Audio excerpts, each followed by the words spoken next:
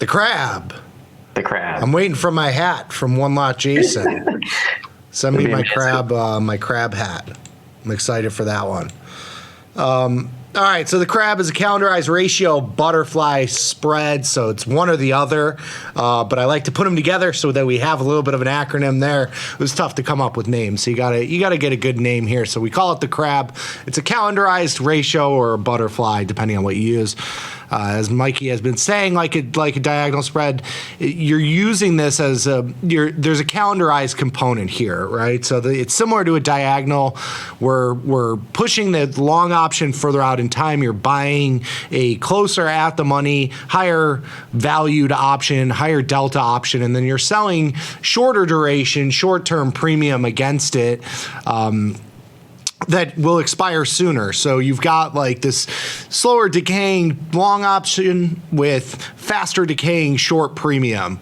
You do take advantage of the near-term IV that's typically been inflated over the last couple years, especially into like an earnings event or something like that. But it gives you the sort of mulligan / positive decay component to the trade where you don't necessarily have to be correct on your directional assumption right at that moment, because you have this shorter duration extrinsic value that's decaying much faster than what you're buying further out in time. So if we can kind of play into that, it adds a positive factor to the trade, right? If we know that, in the short term, maybe a week or 2 weeks out, that our theta is going to be flat or slightly positive, that you don't have to be directionally correct right off the bat. So that just kind of helps with the setup. For the setup, monthly versus weekly, we're always looking at the implied volatility. We want to be selling higher implied volatility, buying cheaper implied volatility. And overall, and this is kind of goes to what we talked about yesterday when we were looking at the decay after earnings of options from 4 days out to all the way to like 150 days out. We know that short-term option is inflated relative to the further out option, right? It's not a linear slope of extrinsic value. $1 in 1 day expiration is not $10 in a 10-day expiration. There is some heightened volatility and heightened premium in the near term. So we can take advantage of that with this strategy because we're selling that higher pumped up volatility and buying the lower depressed volatility further out. Yeah.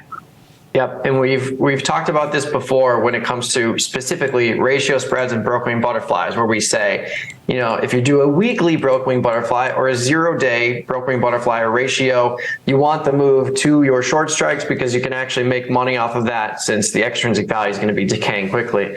We've also said if you're doing a longer term ratio spread or broke wing butterfly, generally, we want this spread to move out of the money so we can remove the risk by turning into a free butterfly. And we say that because if you do a 30-day regular ratio spread or butterfly where the expirations are the same, if you get a move towards those strikes, you are likely not going to realize profitability because the extrinsic value expands. So the crab trade solves for that in the sense that you're buying, your long options are further out in time, your short options are more near term, and it allows you to be profitable if you do get the move towards your strikes because those short options are not going to explode in extrinsic value as much as if they were in a longer term cycle, if that makes sense. So this sort of setup solves for why am I not profitable with a 30 to 45 day ratio spread or broke wing butterfly if this stock is moving towards my strikes. If you have a crab trade like this where your short options are in the weekly and your long options are further out in time, you would be profitable because that short option is going to decay. Mm-hmm. All right, so Mikey gave us just this normal setup for a butterfly and just to show the comparison of a butterfly versus what the crab risk profile looks like. But using the same strikes, this is just a typical 5x10 butterfly, pretty standard setup here, a little bit closer to at the money than I think we typically go, but all else equal, it's a pretty standard setup. When we're doing this crab trade, we're moving that 160 call further out in time. You're buying that extrinsic value. You can see here the debit on this trade. This isn't a all else equal, if this whole position expires out of the money, you would lose money. And that's contrary to what a normal butterfly is. You do the normal butterfly for a credit. So if the whole thing expires worthless, you'd keep a small amount of credit. You can see with the crab trade, though, you have that higher profit potential because you have a little bit of positive gamma, a higher delta, which you can see on the position. The butterfly basically has 0 delta. This has a couple points of delta, which can actually expand. And that debit is, of course, if you let this whole thing go, for all of the for the full expiration, let the whole thing go, and we actually have the 175 in the 37-day here, so we have a little bit of a skewed one. That should be in the 9-day, which would help it a little bit, but that's fine. But this debit is a little bit misleading because we're not holding this position, or at least we don't anticipate holding this position fully to expiration of the long options. It's more of a shorter duration trade. Like Mikey was saying, with the butterflies, you kind of have to wait till expiration. This trade, you don't necessarily have to wait till expiration. So there's always going to be some sort of extrinsic value in that 37-day option where it's you're going to be able to at least sell out of this position for something. The 268 in debit, I would say more reasonably, is probably $100 in risk, not 268 in risk. Yeah, and this is the expiration graph we're looking at here, where this is your kind of classic hockey stick. If you looked at the same risk graph, so here, I pushed this to the expiration of the 19th, and this is the theoretical expiration. But if we looked at this trade at the expiration of the 19th, this doesn't exist. It's just like a flat line where you make a little, you lose a little, because both of all of these options are out in time. But to Nick's point, don't over focus on this debit, because very similar to double calendars, the way that I like to think about double calendars is, in what scenario do my 2 long options that will still exist after my short option gets to expiration, these 2 shorts here, in what scenario do my 2 long options equal a total value of more than $2.68? And you can see right here, this one's trading for $6.30, this one's trading for $1.60. Of course, if you move this 175 into the 9-day, it would be less. You're getting you're getting about $1, let's call it. Yeah. So it would trade, this whole trade would trade at $1.61-ish. Yep. And another way to think about it is, I'm paying $1.61 or I'm paying $2.68. In what scenario does my 160 call plus my 175 call have a total value of more than the debit I pay up front? And that's where you get this. That's why you see this little buffer. If we get to the expiration of the 19th, even if target goes down to 155 or whatever, you're likely still going to be profitable because these 2 options are going to have more value than 268. Exactly. And you're not using that much extra capital, right? So the butterfly uses about $400 or $500 in buying power. This one is that same amount of buying power, but add the debit. So if you're paying another $1 or $2, it's going to use $700 as opposed to $500. So they're very, very similar in terms of capital requirement. The long option that's further out of the money, the only use for that option is to reduce the capital requirement on the trade. Because if you look at this position, you could do this without the 175 call. You just have an extra naked 165 call in the shorter duration. It doesn't mean you'd have you'd have the same, or your risk spot to the upside would be roughly the same, because if you think about the intrinsic value that you gain on the long option going all the way up to 165, there you go. With Mikey, you get up to 170 would be like your break even spot, because it's more of a ratio spread versus the butterfly, which is a defined risk trade. So that's the bigger trade off there. Yep. And this extra value kind of still, and you can see how it gets pushed out here.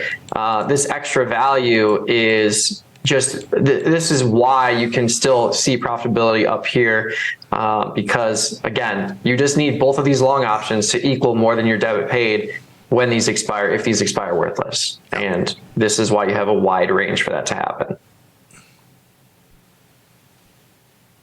All right. So So with crab defense, one interesting thing, and this has been brought up a couple times, is like what happens if you don't get the move and you get a neutral move or a sell off. The nice thing about this type of strategy is that you still have the ability to roll your short options out in time. You could roll them out a week, you could roll them out 2 weeks, or you could roll them out to the expiration of your longs. So you have that ability to defend this type of trade because your expirations are not the same. You have the ability to roll those shorts out and collect a little bit more premium, which of course reduces the debit cost up front. It reduces your max loss if the whole thing expires out of the money.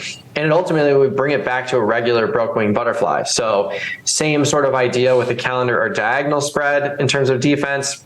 You're using the difference between the expirations to continue to collect premium and reduce the max loss on the trade. But worst case scenario, kind of similar to the Amazon trade that I just showed, if there's no premium in the shorts or it doesn't make sense from a risk reward standpoint for you to keep the short options on, we could just buy back the shorts and leave the longs. And that's one of the nice things with having the short options in the near-term cycle is that if you get a near-term sell-off in this example, those short options are going to go to zero. And if you were in the 37-day cycle, they're not going to go to zero. So you can buy back those shorts for pennies relative to dollars. And then if you get the reversal, then you're going to have a nice trade on your hands because you don't have any shorts kind of offsetting the value of those longs. And again, yeah, real quick, the target ratio spread. No, so let's keep it all the crab. The crab is all encompassing. It just represents a 1x2 in some fashion, right? Calendarized. Correct. And really just the big difference here is that, of course, that 175 long option is not here. We're still pushing the short options into the near-term cycle, the 9-day. This encompasses target's earnings on May 17th, and we're keeping that long option out in time. So again, look at this difference here. Your long option's worth $6.35. You're paying $1 for it. So again, the point of this is, where does my 160 call have $1.07 or more in value after these shorts expire? And you can see there's plenty of range for that to be possible. Yeah.